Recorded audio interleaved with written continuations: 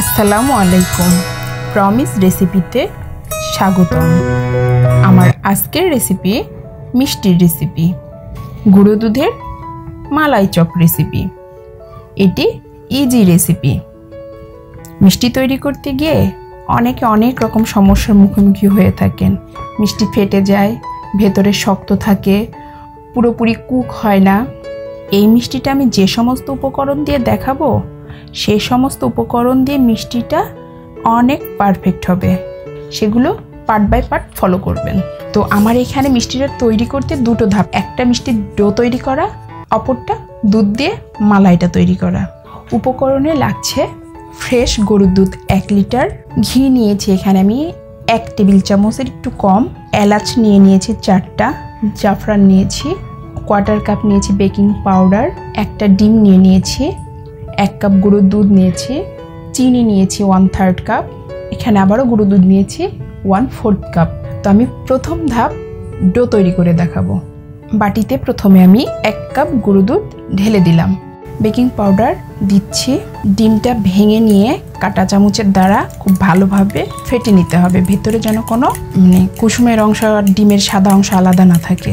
একসাথে মিক্সড করে নিতে হবে। এই দুটো উপকরণ হাত দিয়ে প্রথমে মিশিয়ে নিব।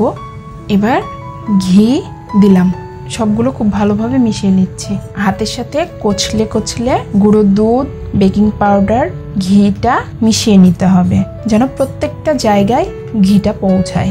এবার আমি ডিমটা গুঁড়ো দুধের মধ্যে ঢেলে দিব। এইখানে ডিম যদি ছোট হয় তাহলে আরেকটা ডিমও ফেটে অল্প অল্প করে দিতে হবে, একদম পারফেক্ট ডো তৈরি হয়ে যাবে। ডোটা কিন্তু এরকম স্টিকি হবে, ভয় পাবেন না। ডো শক্ত হয়ে গেলে মিষ্টি ভালো হবে না। ডোটা মেখে একদম রেডি করে নিয়েছি, হাতে ঘি মাখিয়ে নিয়েছি।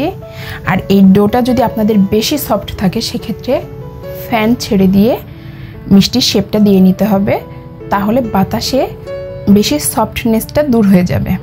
এবার আমি প্রথমে ভাগ করে নিচ্ছি, তাহলে একই সমান হবে মিষ্টিগুলো। এবার মিষ্টির শেপ দিয়ে নিব। প্রথমে হাতের মধ্যে এভাবে চেপে চেপে ভেতরে যেন কোথাও কোনো ফাঁকা না থাকে দিয়ে অপর হাতেও ঘি মেখে নিয়েছি। এবার একটু লম্বা করে শেপ দিয়ে নিব, সবগুলো এভাবে বানিয়ে নিব। আমি সব মিষ্টিগুলো শেপ দিয়ে নিয়েছি। আমি এই গুঁড়ো দুধটা, ফুল ক্রিম যে গুঁড়ো দুধটা, সেই গুঁড়ো দুধটার প্যাকেটটা কিনে নিলেই এই মিষ্টিটা একদম পারফেক্ট হবে। চুলোয় প্যান দিয়ে দিয়েছি, চুলোটা এবার জ্বালিয়ে নিলাম। প্যানে দুধটা ঢেলে দিচ্ছি, এলাচ দিয়ে দিলাম, চিনি দিয়ে দিলাম, একটু মিশিয়ে ঢাকনা দিয়ে ঢেকে বলক আসা পর্যন্ত অপেক্ষা করব। দুধে বলক এসে গিয়েছে। এই পর্যায়ে আমি বানিয়ে রাখা মিষ্টিগুলো একে একে দুধের মধ্যে ছেড়ে দিলাম। এই অবস্থাতে চুলোর জালটা একই রকম ফ্লেমে রেখে দিতে হবে। আমি এখন ঢাকনা দিয়ে ঢেকে দিচ্ছি। মিষ্টিটা রেডি হতে 15 মিনিট সময় লাগবে। ফিরছি 15 মিনিট পর। আপনাদের ঢাকনাটা চেড়ে একটু দেখিয়ে দেই, মিষ্টিগুলো ফুলে ডাবল কি ট্রিপল হয়ে গিয়েছে।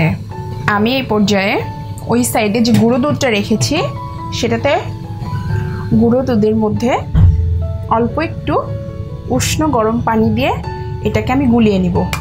মিষ্টিগুলো উল্টে দেওয়ার কোনো প্রয়োজন নেই, বলকের সাথে সাথে মিষ্টিগুলো নিজে নিজেই উল্টে যাবে। গুলানো দুধটা এবার আমি মিষ্টির মধ্যে দিয়ে দিব, এতে মালাইটা ঘন হয়ে আসবে। আমি ঢাকনিটা উঠিয়েছিলাম 10 মিনিট পরে, এবার আরও 5 মিনিটের জন্য ঢেকে রেখে দিব। আমার 15 মিনিট হয়ে গিয়েছে, মিষ্টিটা টোটালি রেডি হয়ে গিয়েছে। এখন আমি চুলোটা অফ করে দিলাম। মিষ্টিটা রেডি হয়ে গিয়েছে, আমি চুলোটা অফ করে দিলাম। ঢাকনা দিয়ে ঢেকে রেখে দিব, ঠান্ডা করে সার্ভ করে দেখাবো। মালাই চপ মিষ্টিটা একদম রেডি হয়ে গিয়েছে। আমি ওপর দিয়ে কিছু জাফরান ছিটিয়ে দিয়েছি, জাস্ট এটা দেখার সৌন্দর্যের জন্য। আপনারা চাইলে এটা স্কিপ করতে পারেন, বাসায় অবশ্যই বানিয়ে খাবেন। এবং আমার রেসিপিটা যদি ভালো লেগে থাকে অবশ্যই সাবস্ক্রাইব করুন প্রমিস রেসিপি।